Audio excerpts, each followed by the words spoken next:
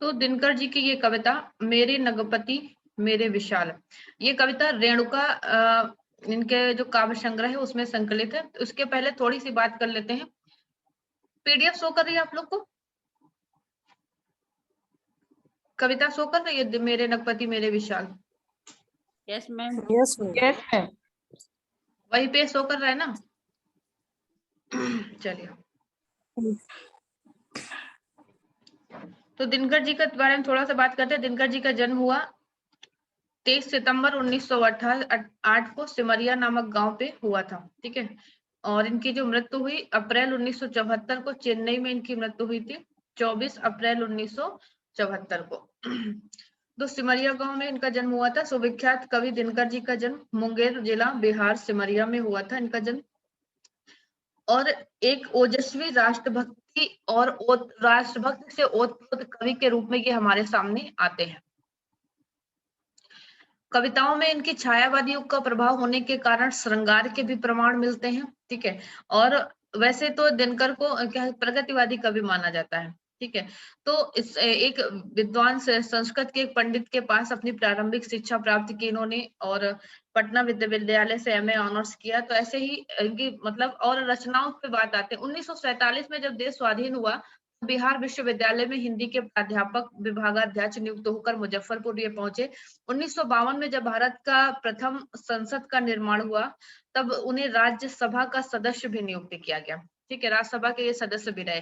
वो दिल्ली भी आए। दिनकर 12 वर्ष तक संसद के सदस्य रहे। बाद में उन्हें सन 1964 से 65 तक भागलपुर विश्वविद्यालय का कुलपति भी नियुक्त किया गया, और अगले ही वर्ष भारत सरकार ने उन्हें 1965 से 1971 ईस्वी तक अपना हिंदी सलाहकार भी नियुक्त किया, और उसके बाद वो फिर दिल्ली लौट आते हैं। इनकी कविताओं की बात करें तो दिनकर के प्रथम 3 काव्य संग्रह रेणुका 1935, हुंकार 1938 और रसवंती 1939 इनके आरंभिक आत्म मंथन के युग की ये रचनाएं हैं। इनमें दिनकर ने अपने व्यक्तिपरक सौंदर्यवेशी मन और सामाजिक चेतना से उत्तम बुद्धि के परस्पर संघर्ष का वर्णन किया है। रेणुका जो इनका काव्य संग्रह है, रेणुका में इन्होंने अतीत के गौरव के प्रति कवि का जो सहज आदर और आकर्षण है, उस आकर्षण को यहाँ पर प्रस्तुत किया। यानी जो अभी हम ये कविता पढ़ेंगे मेरे नगपति एवं मेरे विशाल, इसमें अतीत की गौरव गाथा की, अतीत के प्रति उनका जो आदर था, जो आकर्षण था, वो देखने को मिलता है। और वर्तमान परिवेश की नीरसता से त्रस्त मन की वेदना का भी परिचय इनकी इस कविता में मिलता है। इस काव्य संग्रह में जो संकलित कविताएं हैं उसमें देखने को मिलता है। इसके बाद इनका जो हुंकार काव्य संग्रह है, रेणुका, हुंकार, रसवंती, ऐसे इनका वो काव्य संग्रह का क्रम भी पूछा जा सकता है, तो ऐसे इसको याद रखना।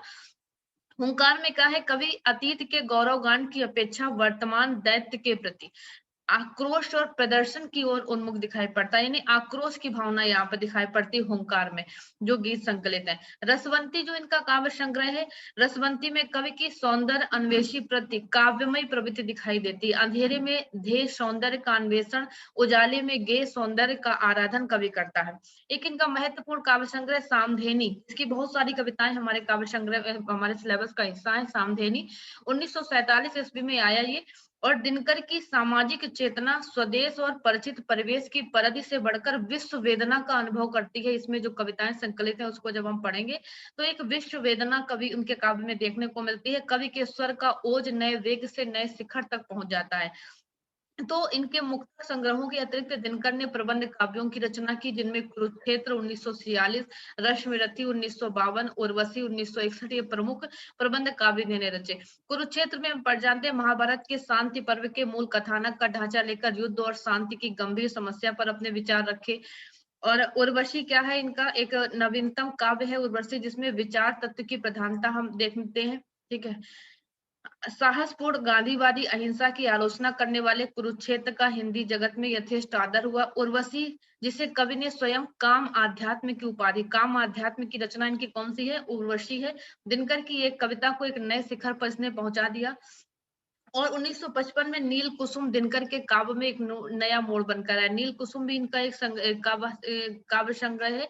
काव्यात्मक प्रयोगशीलता के प्रति आस्था कवि की इसमें देखने को मिलती है। ठीक है, तो एक काव्य के रूप में इनका एक समृद्ध साहित्य दिनकर का हम देख सकते हैं। क्रांति कवि के रूप में हमारे सामने आते हैं। ठीक है, तो 1928 में इनको 1959 में इनको साहित्य अकादमी से नवाजा गया। किसके लिए? उर्वशी। ठीक है, उर्वशी के लिए इनको मिला। तो दिनकर का जो पहला काव्य संग्रह था विजय संदेश था, वर्ष 1928 में प्रकाशित हुआ था। और इसके बाद उनकी कई रचनाएं हुई, जैसे परशुराम की प्रतीक्षा, हुंकार और उर्वशी। 1959 में इनको साहित्य अकादमी मिला। ठीक है, 1972 में इनको ज्ञानपीठ पुरस्कार भी मिला। ठीक है, में कि 59 में मैम? जी 69 में कि 69 में 59 में, इसमें तो 59 दे रखा, कंफ्यूजन वाली बात हो गई मैम। 1961 में तो ये लिखा हाँ, गया उर्वशी। 69 होगा। 72 में ज्ञानपीठ मिला था इनको। ठीक है, चलिए तो अब बढ़ते हैं इनकी कविता की तरफ, जो हमारे पाठ्यक्रम का है। तो मेरे नगपति मेरे विशाल, इस कविता का रचना काल नोट कर सकते हैं आप लोग। रेणुका में संकलित है। पहली चीज तो ये तो सिलेबस में भी दे रखा है कि किस काव्य संग्रह की कविताएं यहाँ पे दी गई हैं। ठीक है, तो ये वहां से भी हमें पढ़ सकते हैं। और क्योंकि किस काव्य संग्रह में रचना संकलित है, ये भी प्रश्न बहुत बड़ी बात है, ये भी बहुत पूछा जा सकता है। तो रचना काल इस कविता का है 1933, और ये रचना काल कवि ने स्वयं लिखा है। हर कविता के नीचे जो भी इनके काव्य संग्रह है उसमें उन्होंने रचना काल दे रखा है, जिससे कि उस युग की परिस्थिति का बोध हो जाता है। ठीक है, तो चलते हैं इस कविता की तरफ। देखते हैं रेणुका संकलय में है, कहते हैं मेरे नगपति मेरे विशाल, साकार दिव्य गौरव विराट,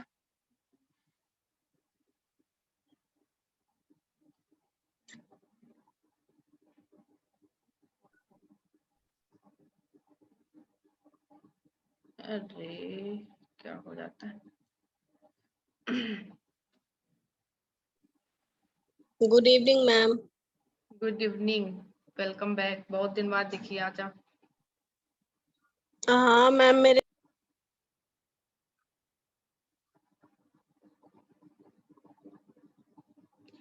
तो कहते हैं कवि, मेरे नगपति मेरे विशाल, साकार दिव्य गौरव विराट, पौरुष के पुंजी भूत जाल, मेरी जननी के हिम किरीट, मेरी जननी के हिम किरीट, मेरे भारत के दिव्य भाल, मेरे नगपति मेरे विशाल। तो कवि इस कविता के माध्यम से बताना चाहते हैं कि जो कविता है ये हिमालय शीर्षक से ये कविता ली गई। पीडीएफ शो कर रही ना सभी को, बता दिए अगर ऐसा स्क्रीन ना शो करे। कविता शो कर रही है? Yes ma'am. तो ये कविता हिमालय शीर्षक जो कविता है दिनकर के काव्य संग्रह हुंकार, हमने बताया 1938 में हुंकार से ली गई। और इस कविता में दिनकर ने हिमालय को संबोधित करके राष्ट्रीय स्वाधीनता आंदोलन से जुड़ी कुछ बातों को व्यक्त किया। कविता में कवि ये अपील करते हैं, कवि की ये अपील है कि आज भारत कैसा है, दुर्दशा को प्राप्त हो। 1938 वो समय था जब देश में अंग्रेजों का शासन था, है ना। ये कविता उस तत्कालीन परिस्थितियों के इस पर ही कवि का साहित्य किससे संबंधित होता है, उन परिस्थितियों से संबंधित होता है। वो वहां की झलक मिलती है कवि के साहित्य में, तो उसी समय का वर्णन है 1938 का। तो भारत बताते हैं कवि, यहाँ पर इनकी अपील है कि भारत आज दुर्दशा को प्राप्त हो गया है। ऐसी स्थिति में देश की गौरवशाली परंपरा को याद करने की जरूरत है। हमारे देशवासियों ने इसके पहले विपरीत परिस्थितियों में कड़ा संघर्ष किया है ना। और कहते हैं इस कविता में हिमालय को क्या माना गया, भारत के गौरव का प्रतीक माना गया। और उस गौरव के प्रतीक मानकर कवि आवाहन करते हैं हिमालय का, और हिमालय से और उसके आंतरिक वर्णन करते हैं। उस हिमालय के माध्यम से उस गौरव का वर्णन करते हैं, जैसे आप भारत भारती में देख सकते हैं कवि ने वर्णन किया, है ना। तो दिनकर की इस कविता में पराधीन भारत के दौर की ये कविता थी, और भारतवासियों के मन में एक आत्म गौरव का भाव उत्पन्न करने के उद्देश्य से उन्होंने एक अपील से भरी इस कविता की रचना की। कवि हिमालय को संबोधित करते हुए कहते हैं कि मेरे नगपति मेरे विशाल,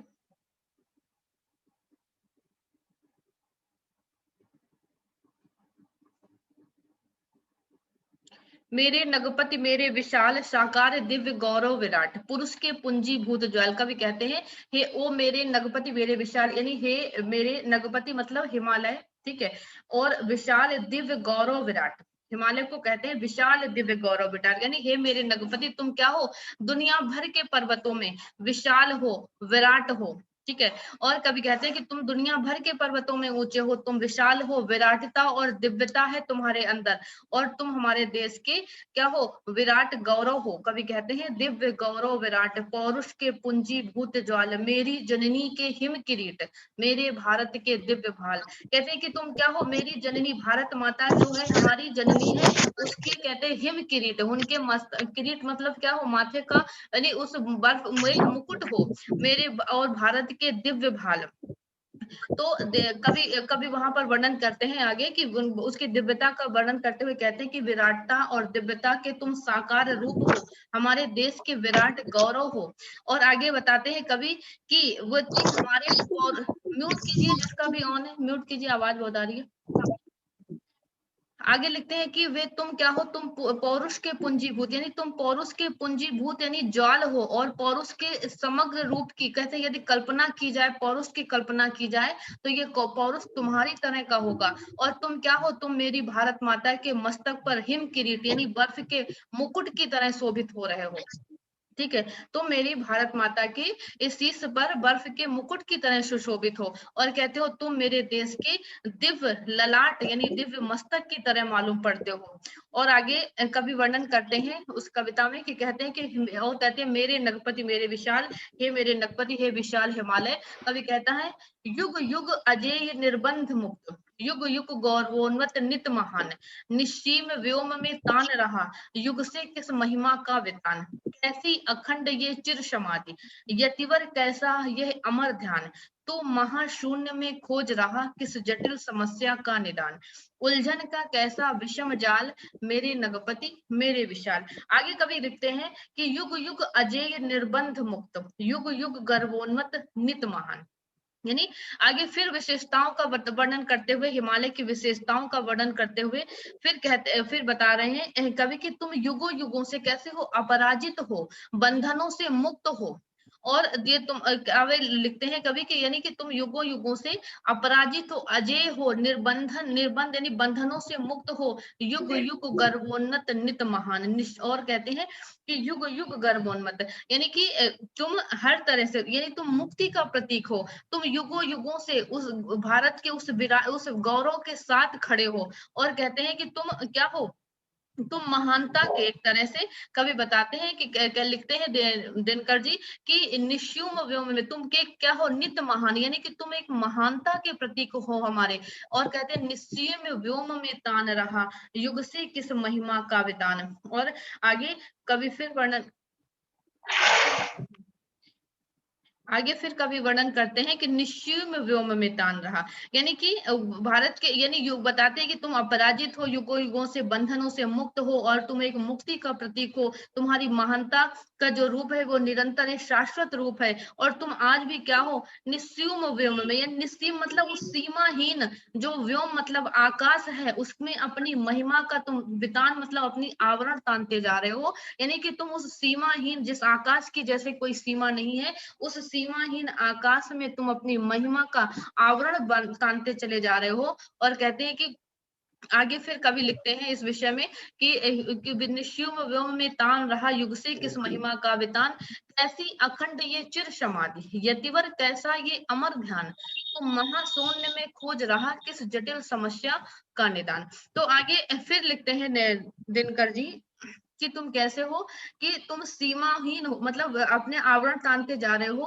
और कहते हैं दिनकर की हिमालय से कि आज भारत की अवस्था का वर्णन बताते हुए कहते हैं कि हिमालय एक विशाल जनता का प्रतिनिधित्व करते हुए कहते हैं कि कहते हैं कि ये तुमने कैसी, आज भारत जब पराधीन है, 1938 में क्या था, देश पराधीन था, तो वही बताते हैं कवि कि भारत की विशाल जनता का प्रतिनिधित्व बना दिया हिमालय को। और कवि कहते हैं कि आज भारत पराधीन है, लेकिन तुमने तो एक अखंड समाधि ले ली है, ये चिर समाधि तुमने किस लिए ली है हे यतिवर, यानी कि तुम्हारा ध्यान तो टूट ही नहीं रहा, तुम ये अमर ध्यान तुमने किस लिए लिया है। आज ऐसा लगता है कि जैसे तुमने सभी समस्याओं को, यानी कि तुम क्या करो, मतलब कवि एक तरह से भारत के जनमानस को संबोधित कर रहा है या इनके माध्यम से कि ये कैसी तुम एक अखंड चिर समाधि में लीन हो गए हो, कैसा ये तुम्हारा ध्यान है, किस महाशून्य की खोज में तुम हो, किस जटिल समस्या के निदान में तुम पड़े हो, ये कैसा तुम्हारे अंदर ये उलझनों का एक विषम जाल फैला हुआ है कि जो तुम अपने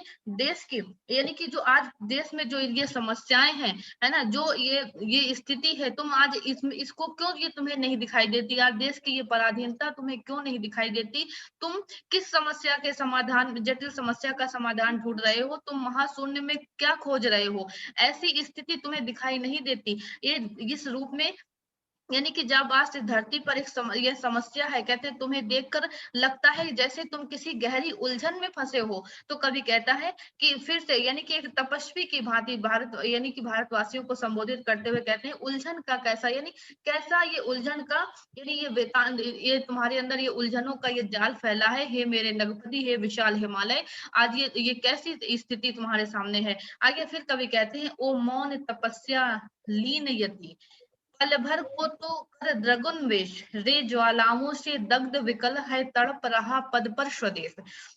आगे लिखते हैं निराला कि ओ मौन तपस्वी, है ना, एक तपस्वी के रूप में संबोधित करते हैं यहाँ पर कविता में कवि कहते हैं कि ओ मौन तपस्वी, यानी तुम मौन रहकर, यानी कि ओ तपस्या में लीन, मौन रहकर तपस्या में लीन रहने वाले यति, मतलब सन्यासी की भांति तुम इस समय मालूम पड़ते हो।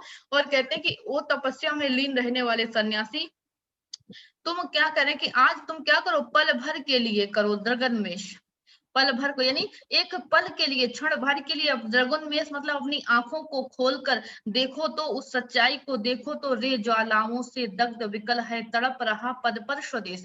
कवि कहता है कि ये तपस्या, मौन रहकर तपस्या में लीन रहने वाले सन्यासी की भांति आज तुम हमें मालूम रह रहे हो, तुम्हारी ये मौन, तुम्हारा ये चुप्पी हमारे देश के लिए ये घातक हो रही है। कवि निवेदन करता है कि आज तुम पल भर के लिए सही अपनी आंखों को खोलकर देखो तो, तुम्हें देखना तो चाहिए, तुम कब देख पाओगे कि तुम्हारे आज चरणों के नीचे, तुम्हारे कदमों के नीचे है हमारा देश, किन किन मुसीबतों से ग्रस्त होकर आज तड़प रहा है, किन किन परेशानियों से होकर आज वो ग्रसित है हमारा देश। तो आगे फिर कवि लिखते हैं कि सुख सिंधु पंचनद ब्रह्मपुत्र, सुख सिंधु पंचनद ब्रह्मपुत्र, गंगा यमुना की अमीय धार, जिस पुण्य भूमि की ओर बही तेरी विगलित करुणा उदार, जिसके द्वारे पर खड़ा क्रांत सीमापति तूने की पुकार, पद दलित इसे करना पीछे पहले ले मेरा सिर उतार। फिर कवि एक आवाहन करता है उससे, हिमालय से, कि कहते हैं कि आज मतलब तुम देखो तो कि मतलब अपनी किस तरह से हमारा देश मुसीबतों में, ये तुम्हारा देश आज ग्रसित है, कैसे तड़प रहा है। और कवि कहते हैं कि तुमने इस देश को बहुत कुछ दिया, याद दिलाते हैं कवि अपने उस विशाल गौरव को याद दिलाते हैं, उस कहते हैं कि तुमने इस देश को बहुत कुछ दिया, क्या दिया, जैसे कि विशाल नदियां, सिंधु जैसी विशाल नदी, है ना, क्या करी, सिंधु सुख सिंधु पंचनद ब्रह्मपुत्र, गंगा यमुना की अमीय धार। कवि कहते हैं तुमने क्या दिया इस देश को, कि बहुत कुछ दिया, विशाल सिंधु नदी जैसी विशाल नदी दी, भारत की भूमि को सिंचित करने वाली वो विशाल नदी दी, पंजाब, पांचों नदियां, यानी कि पंजाब की झेलम, सतलज, चनाब, रावी, ये सभी, ब्रह्मपुत्र, गंगा, यमुना, इनकी अमृत जलधारा को तुमने भारतवर्ष में ऐसे प्रदान किया, मानो जैसे कि तुम क्या कर रहे हो, कि इसकी अमृत धारा जैसे पुण्य भूमि की ओर वही तेरी विगलित करुणा उधार, इनकी गंगा, यमुना, ब्रह्मपुत्र, पंचनद, ये जो 5 नदियां जो हैं, सतलज, इनकी सबकी, कहते हैं इनकी जो एक पुण्य धारा जो हमारे पुण्य भूमि की तरफ बही, वो ऐसे बही, ऐसा लग रहा था मानो तुम्हारी वो करुणा है, तुम्हारी मानो वो करुणा पिघलकर भारत को एक आशीर्वाद के रूप में वो मिल रही हो। और कहते हैं कि आगे बताते हैं कवि कि जिसके द्वारे पर खड़ा क्रांत, सीमापति तूने की पुकार, पद दलित इसे करना पीछे पहले ले मेरा सिर उतार। तो आगे फिर बताते हैं कवि की, हे तपस्वी, कि आज भारत भूमि पर, यानी कि कहते हैं कि युगों युग, एक मतलब कहते हैं कि तुमने क्या भारत की सीमा पर क्या किया, तुमने जिसकी सीमा पर, यानी जिस भारतवर्ष की सीमा पर खड़े होकर, एक सीमा के प्रहरी के रूप में खड़े होकर, एक सीमापति के रूप में युगों युगों से खड़े रहकर तुम खड़े रहे। और कहते हैं जब भी किसी ने इस सीमा पर, यानी इस देश को आतंकित करने की कोशिश की, है ना, जिसके द्वारों पर खड़ा क्रांत सीमापति तूने की पुकार, हे सीमापति, ये हमारे देश के प्रहरी, तो हमारे देश के द्वार पर एक सीमा के प्रहरी के रूप में खड़ा है, पद दलित इसे करना पीछे पहले ले मेरा सिर उतार। कवि कहता है जिसने भी इस देश की तरफ, यानी कि आंख उठाने की कोशिश की, जिसने भी इस देश पर को आतंकित करने की कोशिश की, तुमने अपनी गर्जना की और तुमने ये साबित करने का प्रयास किया कि पहले तुम मुझसे टकराओ, पहले वो तुमसे टकराए तब इस भारत भूमि में प्रवेश करो, उस तरह से तुमने कार्य किया। तो कवि कहता है कि आज फिर कवि इसीलिए उसको याद दिलाता है कि उस पुण्य भूमि पर आज तपी रे आन पड़ा संकट कराल, व्याकुल तेरे सुत तड़प रहे, डस रहे चतुर्दिक विविध ब्याल, मेरे नगपति मेरे विशाल। कवि कहता है कि जिस भूमि को तू एक सीमा के प्रहरी के रूप में तू रक्षा करता है, आज उसी पुण्य भूमि पर तपस्वी, आज उसी पुण्य भूमि पर विशाल संकट आ पड़ा है, एक संकट की स्थिति आ चुकी है। व्याकुल तेरे सुत रहे तड़प, यानी तुम्हारे जो सुत हैं, तुम्हारे ये जो पुत्र हैं, संतानें हैं, आज व्याकुल होकर तड़प रही हैं। उन्हें चारों तरफ ऐसा लग रहा है सर्प रूपी अनेक कठिनाइयां मानो उनको डस रही हैं। और कहते हैं कि जो विदेशी आक्रांता क्या कर रहे हैं हमारे देश की, डस रहे चतुर्दिक विविध व्याल मेरे नगपति, और कहते हैं कि मेरे नगपति मेरे विशाल, आज तो उस देश को, आज उस पुण्य भूमि पर भी एक महान विकराल संकट आ चुका है, चारों तरफ से व्याल यानी सर्पों मानो उसको डस से रहे हैं। ठीक है, आगे कहते हैं कितनी मणियां लुट गई, कितनी मणियां लुट गई, मिटा कितना मेरा वैभव अशेष, तू ध्यान मग्न ही रहा इधर वीरान हुआ प्यारा स्वदेश, कितनी द्रौपदियों के बाल खुले, किन किन कलियों का अंत हुआ, कह हृदय खोल चित्तौर यहाँ कितने ज्वाल वसंत हुआ। कवि फिर याद दिलाता है कि क्या क्या उन अंग्रेजों ने क्या क्या आतंक ढाए इस देश में, क्या क्या आताताइयों ने हमारे देश में बताया। तो कवि कहता है कि आज न जाने कितने, यानी हमारे देश की अकूत संपत्ति मणियां सब कुछ लुटकर विदेश भेज दी गई, विदेश चली गई, सारा सब कुछ संपत्ति अकूत ले गए, हमारे वैभव को जो कभी समाप्त नहीं होने वाला था, उस देश के वैभव को भी वो लूट करके, आज मेरे वैभव सब लूट करके सारे ले गए विदेशी आक्रांता, और तू ध्यान मग्न ही रहा इधर वीरान हुआ प्यारा स्वदेश। कवि कहता है तू केवल अपने ध्यान में ही मग्न रहा, तू अपनी साधना में ही मौन रहा, ये आज हमारा पूरा स्वदेश वीरान सा हो गया। तो कवि उनको याद दिलाता है और कहते हैं कितनी द्रौपदियों के खुले बाल, किन किन कलियों का अंत हुआ, हृदय खोल और यहाँ कितने दिन ज्वाल वसंत हुआ।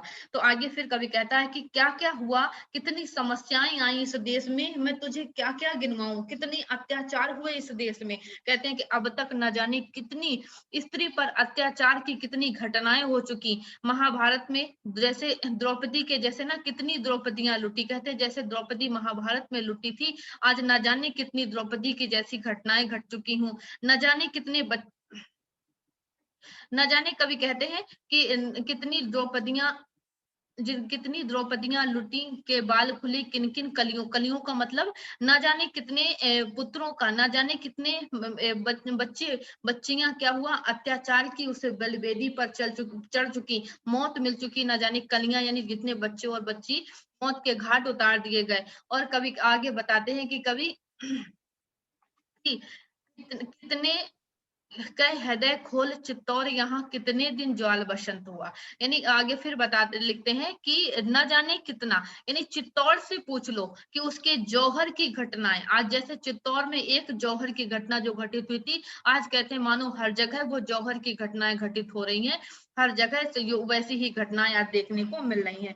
और कहते हैं कि कितने दिन ज्वाल बसंत हुआ, पूछे सिकता कर्ण से हिमपति, वह तेरा वह राजस्थान कहाँ, वन स्वतंत्रता दीप लिए फिरने वाला बलवान कहा।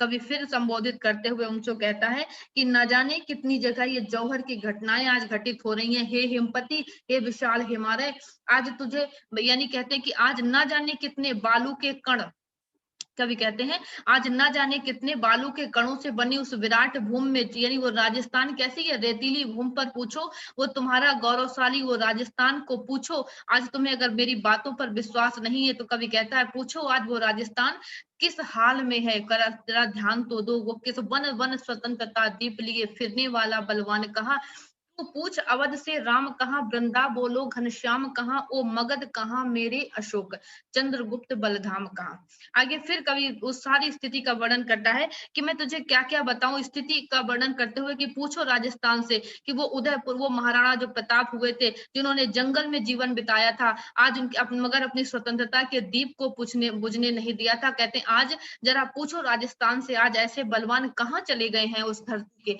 और कहते हैं और कहते हैं और बाकी जगहों का हाल कभी बताता हुआ पूछता है कि पूछो वृंदा यानी अयोध्या से, यानी कि अवध से पूछो तुम्हारे राम कहाँ है, वृंदा बोलो वृंदावन से पूछो तुम्हारे वो घनश्याम कृष्ण कहाँ चले गए, मगध से पूछो तुम्हारे वो अशोक जैसा वीर कहाँ चला गया, चंद्रगुप्त से वो यानी बलधाम कहाँ, और ये चंद्रगुप्त जैसा ये सारे जो योद्धा थे ये कहाँ चले गए, पैरों पर ही पड़ी हुई मिथिला भिखारिणी सुकुमारी, तू पूछ कहाँ इसने खोई अपनी अनंत निधियां सारी, री कपिल वस्तु कह बुद्ध देव के वे मंगल उपदेश कहाँ। कवि फिर बताते हैं कि पैरों पर खड़ी पड़ी रही, यानी आज वो सुकुमारनी जो मिथिला है। मैडम स्क्रीन नहीं दिख रही है, नहीं दिख रही, स्क्रीन शेयर नहीं हो रही मैम, दिखाई नहीं दे रहा है इधर, किसी को नहीं दिखाई दे रहा कि नेटवर्क प्रॉब्लम की वजह से आपको भी हो सकता है। चलिए फिर से कर देते हैं, अभी ठीक है, सभी को दिख रहा? अब दिखा मैम। चलिए यस मैम दिख रहा। चलिए हाँ चलिए आगे बताते हैं। कवि कहते हैं कि आज तुम्हारे पैरों के नीचे जो वो मिथिला की भूमि है, जो तुम्हारे पैरों के नजदीक है, आज वो सुकुमारनी मिथिला आज एक भिखारिणी की तरह लग रही है। आज उससे पूछो कि वो उसकी वो अनंत निधियां, वो कवि कहते हैं आज पूछो उस मिथिला से कि वो तुम्हारी अनंत निधियां कहाँ चली गई। जी कपिल वस्तु कहे बुद्ध देव वे मंगल के उपदेश कहाँ गए, पूछो कपिल वस्तु से कि आज वो बुद्ध के वो मंगल उपदेश कहाँ चले गए। तिब्बत ईरान जापान चीन तक गए हुए संदेश कहाँ, कहते हैं वो बुद्ध के जो संदेश तिब्बत ईरान जापान जैसे देशों तक गए, चीन जैसे देशों तक गए, आज वो संदेश कहाँ चले गए। यानी आज ये जो हमारा ये अतीत था इतना गौरवशाली, आज वो सब कहाँ चला गया। वैशाली के भग्नावशेष से पूछ लिच्छवी शान कहाँ, ओरी उदास गंडकी बता विद्यापति के कवि गान कहाँ, और तू तरुण देश से पूछ अरे गूंजा कैसा ये ध्वंस राग, अम्बुद अंतस्तत बीच छिपी। आगे कवि फिर बताता है कि भारतवर्ष का यानी कि सब कुछ वर्णन करते हुए कहते हैं बुद्ध ने शांति के उपदेश दिए, मगर आज उसकी कमी है। आज चारों तरफ वो उपदेश कहीं नहीं सुनाई दे रहे हैं, चारों तरफ एक अशांति का माहौल फैला हुआ है। कवि कहते हैं एक जमाना था, पूछो उस लिच्छवी वैशाली में लिच्छवियों का एक लोकतांत्रिक गणराज्य था। कवि कहते हैं मगर आज सब धूल धूसरित हो चुका है। आज हमें कहीं वो विद्यापति के गीतों की जो धूम मचे करती थी गंडकी नदी के किनारे, आज वो पुराना साहित्य भी हमें कहीं देखने को नहीं मिल रहा है। तो इस तरह कवि वर्णन करते हुए आगे लिखते हैं कि तू तरुण देश से पूछ अरे गूंजा कैसा ये ध्वंस राग, अम्बुद अंतस्थल में छिपी ये सुलग रही है कौन आग। कवि कहते हैं कि तू तरुण देश से पूछे, यानी कि कहते हैं कि आज देश की तरुण मतलब आज युवाओं से पूछो। कवि कहते हैं कि तुम तक ये बात अभी तक अगर नहीं पहुंची तो ये देश आज तरुणाई मानो ये युवावस्था में है और तरुणाई की अंगड़ाई ले रहा है। और कवि कहता है आज प्राचीन देश के भीतर एक नई चेतना जन्म ले रही है। और कवि से कहते हैं कवि की हिमालय से आज तुम उस तरुणों देश के उस तरुणों से संवाद स्थापित करो, तरुणों से पूछो, इनकी बातें सुनो कि ये क्या चाहते हैं। इस यानी कि इस देश की जो चेतना है उससे पूछो कि ये आग कैसी आग ये सुलग रही है। प्राची के प्रांगण बीच देख जल रहा स्वर्ण अग्नि ज्वाल, तू सिंह नाद कर जाग तपी मेरे नगपति मेरे विशाल।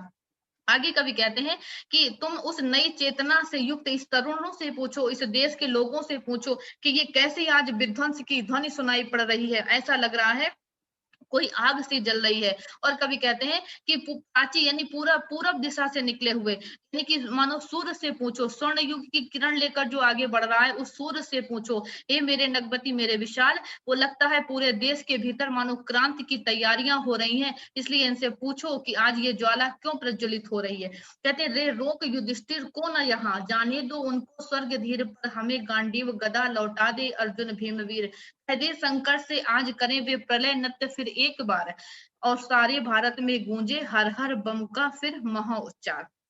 कवि फिर कहते हैं कि इस देश में आज कहते हैं कि आज मत रोको, यानी अगर आज युधिष्ठिर अगर स्वर्गारोहण के लिए बढ़ रहे हैं कर रहे हैं तो उन्हें मत रोको। आज उनकी युधिष्ठिर की हमें जरूरत नहीं है, आज हमें अर्जुन और भीम की जरूरत है। आज हमें यानी कि कहते हैं युधिष्ठिर की मतलब युधिष्ठिर कैसे शांति की, कहते हैं आज हमें अर्जुन और भीम जैसे योद्धाओं की जरूरत है। उनके गांडीव और गदा जो कहीं खो गए हैं, कवि कहते हैं आज वो गांडीव और अर्जुन मुझे भीम के गांडीव और गदा लौटा दे। आज आज वो अर्जुन और भीम हमें चाहिए, वो स्वर्ग के, मुझे वो युधिष्ठिर नहीं चाहिए। और कहते कह दे शंकर से आज करें वे प्रलय नृत्य फिर एक बार सारे भारत, कहते आज शंकर से कह दो वो आज फिर से एक प्रलय का नृत्य करे और सारे हिंदुस्तान में वो बम बम के का जो जय घोष है वो आज फिर से सुनाई पड़े। यानी कि आज हमें योद्धाओं की जरूरत है, आज हमें ये एक ऐसे वीरों की जरूरत है जो हमारे देश को इस संकट से निकाल सके। और कभी कहता है ले अंगड़ाई हिल उठे धरा कर निज विराट स्वर में निनाद, शैली राट हुंकार भरे फट जाए कुहा भागे प्रमाद, तू मौन त्याग कर सिंहनाद रे तपी आज तपका न काल, नव युग शंख ध्वनि जगारी तू जाग जाग मेरे विशाल। कवि कहता है कि ये कि एक बार अंगड़ाई लो, अपने देशवासियों को ध्यान कहते हैं कि ध्यान छोड़ो मेरे विशाल हिमालय, मेरे देशवासियों मेरे युवाओं तुम ध्यान छोड़ो, एक अंगड़ाई लो, हल्की सी अंगड़ाई अगर तुम्हारी लेने से ये संपूर्ण धरती मानो हिल जाएगी। और कहते हैं आज तक तुम्हारी आवाज अगर किसी ने नहीं सुनी, और कवि अनुरोध करते हैं कि एक विराट गूंज पैदा कर दो, हे हिमालय एक हुंकार दिखाओ जिससे संपूर्ण ये द्वंद्व फट जाए, एक ऐसा एक अंधकार दूर हो जाए। तुम्हारी एक छोटी सी कोशिश, कवि कहता है, चेतना का संचार कर देगी, तो विरोधियों के हौसलों को पस्त कर देगी। तुम अपने मौन का त्याग करो, तुम एक सिंहनाद करो, हे तपस्वी आज तपस्या करने का समय नहीं है, नव युग की शंख ध्वनि जाग रही है। कवि कहते हैं हे मेरे नगपति, हे विशाल हिमालय आज तुम जागो और अपने देश की स्थिति को देखो और समझो। ठीक है, तो ये एक आवाहन गीत था विशाल, एक तरह से युवाओं को संबोधित करते हुए यहाँ पर कवि ने हिमालय को की विराटता और वीरता को प्रतीक बताया। ठीक है, हिमालय को भारत की विराटता और वीरता का प्रतीक के रूप में प्रस्तुत किया। हिमालय को संबोधित करके कवि ने भारत के आख्यान और इतिहास के गर्व भरे प्रसंगों को प्रस्तुत किया, जिससे कि हमारे युवाओं में एक जोश का संचार हो। और स्वतंत्रता आंदोलन की पृष्ठभूमि पर लिखी गई यह कविता देशवासियों से एक पुनर्जागरण की अपील करती हुई दिखाई पड़ती है। ठीक है,